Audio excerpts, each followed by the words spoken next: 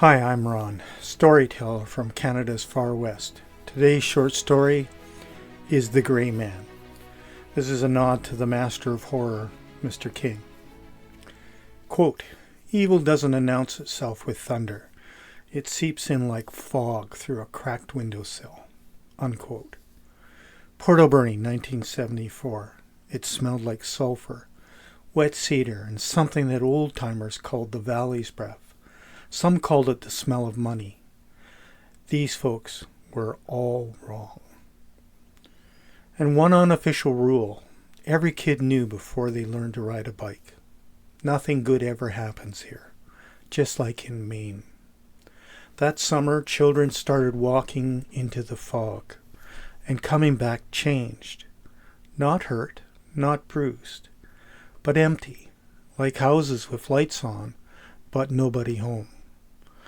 Some were found wandering on logging roads at dawn, muddy, silent, repeating the same phrase over and over, in voices that didn't quite sound like their own.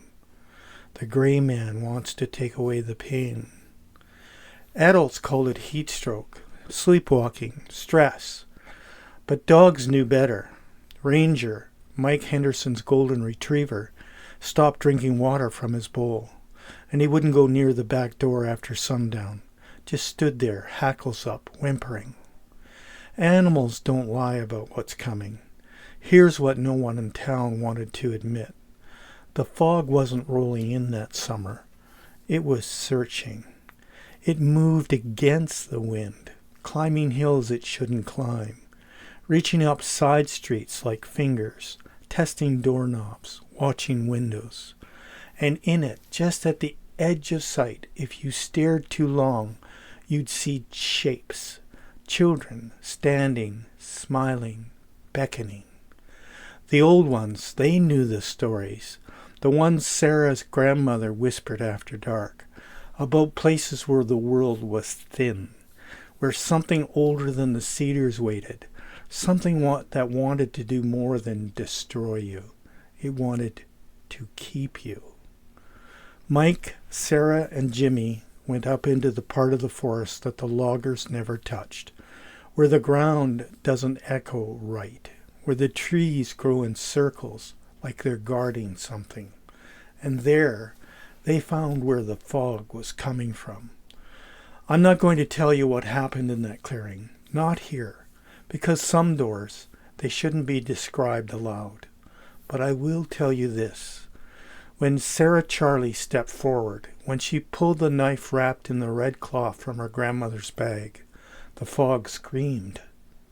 And for the first time in weeks, the town heard something worse than silence.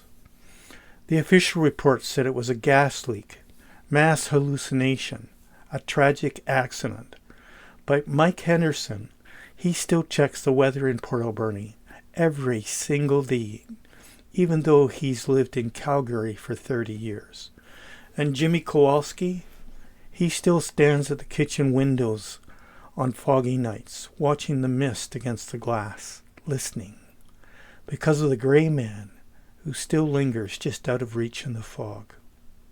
And in quiet towns on forgotten coasts, in Maine, in the deep valleys of Vancouver Island, the fog still rolls in on the evenings when the wind dies down. And for just a moment, you can catch a scent, like low tide and old kelp, and something sickly sweet underneath, something that remembers your name. Nothing good ever happens in these places, except once in Port Alberni, but that story has a price. Read the full story. Stories from Canada's Far West. The Grey Man. Read it at Ron Merk. That's all one word, no space in the middle of my name. ronmerk.substack.com. Thanks, and we'll talk to you again soon.